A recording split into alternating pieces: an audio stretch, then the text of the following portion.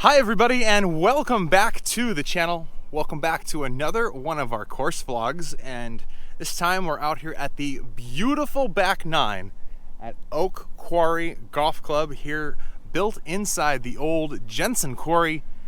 A phenomenal track, and it's absolutely gorgeous out here.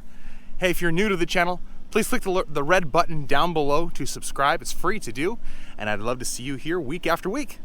Let's take it out there to the 10th hole. Here we go. Now the 10th hole starts out here on the very edge of the property, as this is an out and back track and you're not going to see the clubhouse until the very end of your round. This 10th hole is a long par 5 with a very awkward tee shot here to start it off. Up here to this plateau fairway, it's going to drop off severely down to the right-hand side and down into those bunkers, and even down into that side hill in between the previous fairway. Now come on across this cart path down here to the landing area for your second shot, and maybe you'll be able to have a look at it if you really crushed your drive off the tee. Otherwise, you're landing your shot down here at the bottom of the hill and hoping to have something around 100 yards coming back up the hill into this green, with the cliff face in the background and a steep slope protecting the front right of this green. Really going to test your accuracy coming into this par 5.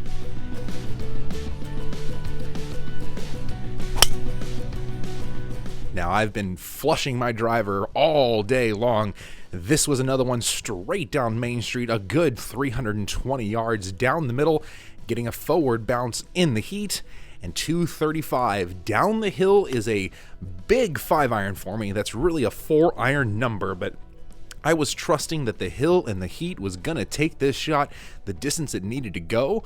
I pushed it out a little bit to the right. It's where I had some room to miss, but I was down at the bottom of the hill here. Couldn't see the surface of the green. Just had to do my best to hit this 64-degree wedge up onto the surface and hopefully have somewhat of a makeable look at it.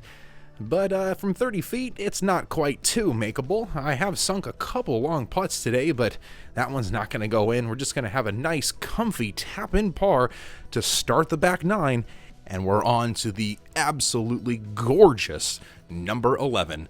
Playing right around the back side of the deep quarry hole, this par 4 is going to have a forced carry off the tee to a split-level fairway that the left side is really almost unreachable from the tee.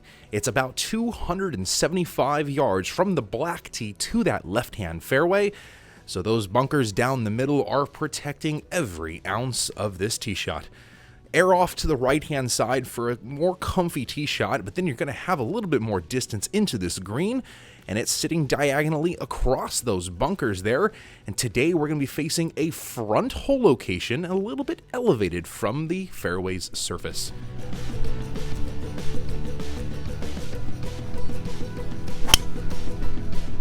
Now that's another rip with the driver, and I was aiming straight down the middle of the line of the bunkers, knowing that my driver would clear all the trouble.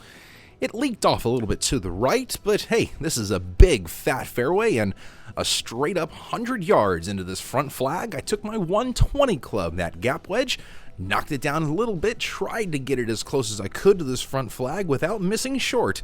And a nice 20-footer here back down the hill, and it's just not gonna want to fall, sitting right there on the edge, and that's truly a comfy tap-in par. Now the longest par 3 on the golf course sits here, number 12, 235 yards from the black tees. It's going to play 238 to a middle right hole location protected right over that bunker. Now, this is the same shot I just faced 2 holes ago on the par 5, and I was comfortable with the distance in this 5-iron.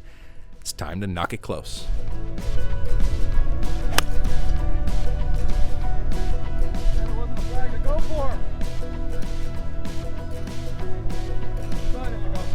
Absolutely stuffed it to 6 feet.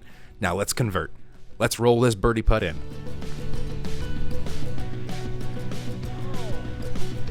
Oh man, it's always that early walk that tends to get you, isn't it?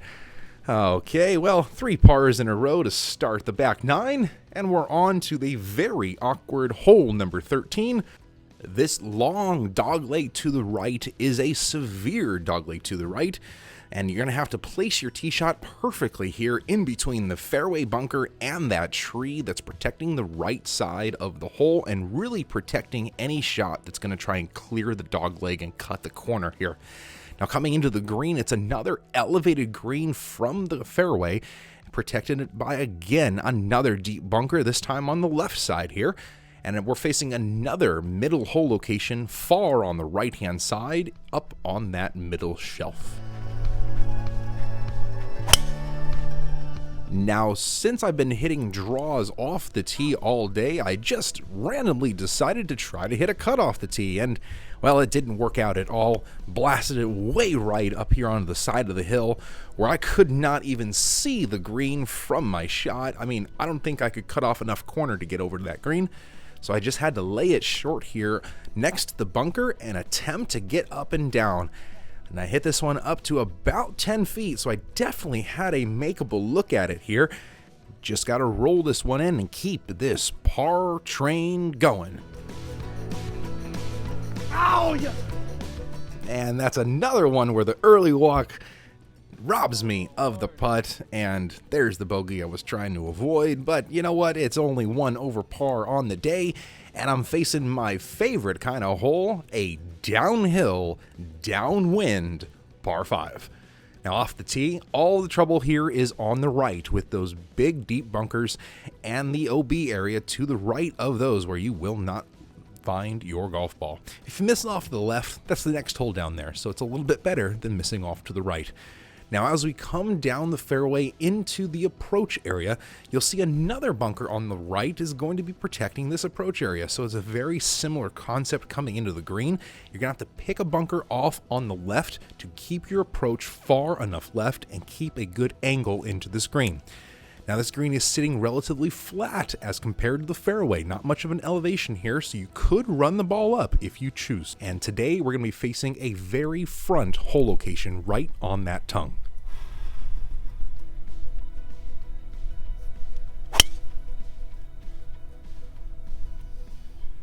That is nuclear. Downwind, downhill. This ball took off. All I got. So we're out here on the 14th hole. I absolutely piped that drive. It went 370 yards down the middle of the fairway. I was down the middle of the fairway and I had a camera glitch, so you didn't catch my 8-iron from 190 landing 5 feet away. Let's go make an eagle. Can I do it? Can I finally make an eagle on this channel from only 6 feet away? Nope. Still can't do it. I don't know why, but I'll tell you what, it is absolutely in my head every single time I'm over an eagle putt that I can possibly make. But it's a comfy tap and birdie, rectifying the bogey from the prior hole, and we're on to quite possibly the most difficult hole on the entire golf course.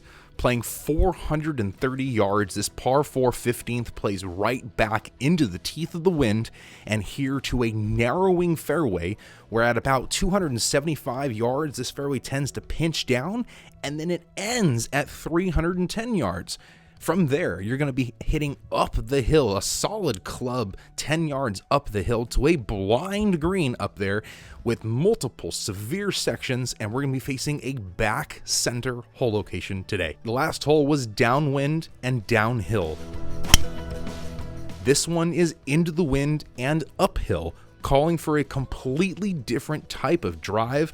A low bullet driver here right down Main Street to the end of the fairway.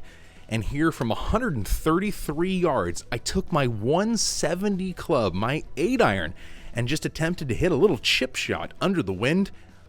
Played it absolutely perfectly here to 12 feet, and maybe we can get this one to roll in.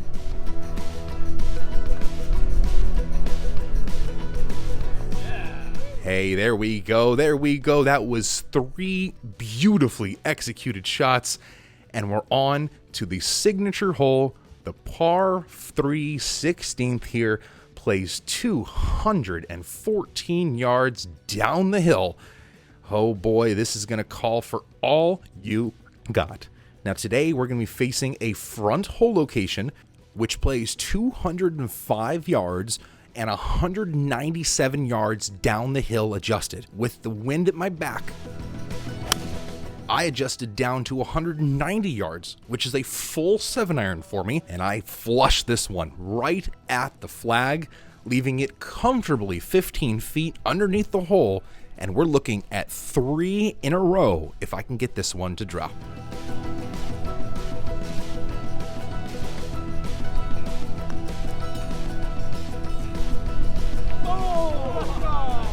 Just able to lip that guy in for 3 birdies in a row, dropping us down to 2 under par on the day with 2 more holes. I was feeling on top of the world, and I really felt like I could finish here with a flurry and 2 more birdies as I was standing here on the tee box of this 17th hole, playing only 345 yards, slightly back up the hill. This is going to be a lot shorter of a par 4 than we have seen in a very long time, calling for a lot more strategy off the tee because this green is elevated over there on the right-hand side, protected by a ton of bunkers. So coming into this green, you really want to be precise and have a full number into it, which for me is about 85 yards or more.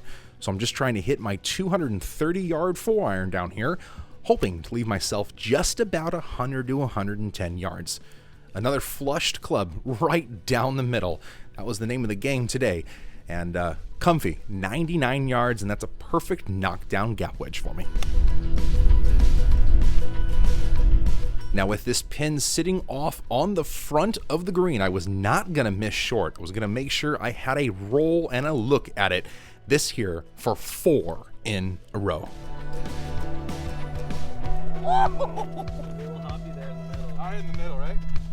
Well, it's not to be, but I'm definitely still under par and coming into a par 5 finisher here. Well, that's what we like to see, as I really feel like I'm definitely going to be finishing this round under par unless I just absolutely blow up. So here, this finishing hole, the 18th, used to be the 16th hole, but now I think it's a great closing hole, giving you one more chance at birdie here if you can hit a couple good shots up the hill. Split these bunkers with your tee shot if you can, and then it's a blind approach up and around this lake towards the clubhouse. You're going to see a bunker here on the right off in the distance. That's going to be your aiming target for the layup. And if you can get it off to the right far enough, you'll have a really good angle into this green, especially with today's hole location, which is way off in the far back left corner, calling for all you got for an angle to get this ball close to the hole for a birdie. This is also a 3-tiered green, really, really severe.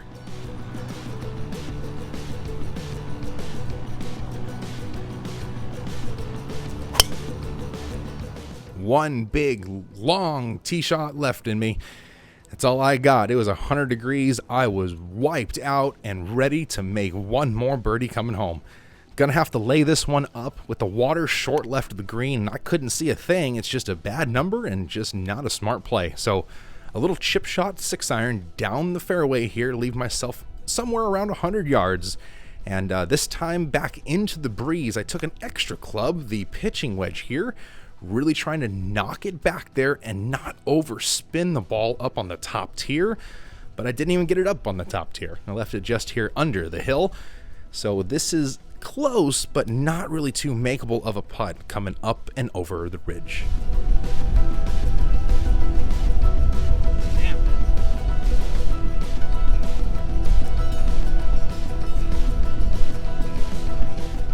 Hey, thank you all for joining us. I do appreciate it. Don't forget to click the subscribe button down below. Love to have you join us again.